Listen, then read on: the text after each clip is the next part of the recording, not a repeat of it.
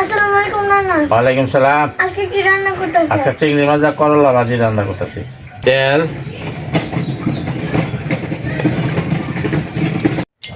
পেঁয়াজ ও কাঁচামরিচ দিয়ে দিলাম, 1 চামচ লবণ দিয়ে দিলাম, 1 চামচ আদা রসুন বাটা দিয়ে দিলাম, 1 চামচ হলুদ বাটা দিয়ে দিলাম, 1 চামচ মরিচের গুঁড়া দিয়ে দিলাম,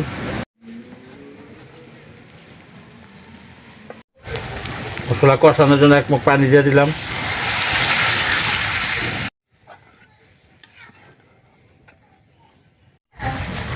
মশলা কষানো হয়েছে, চিংড়ি মাছটি দিয়ে দিলাম,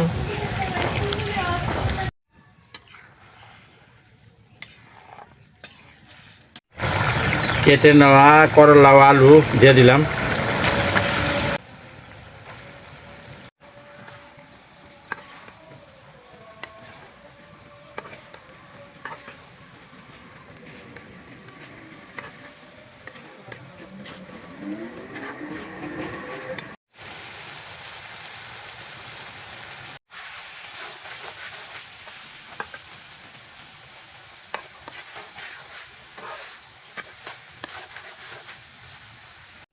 করলা ভাজি হয়ে গেছে। এখন চুলার থেকে নেমে ফেলতে হবে।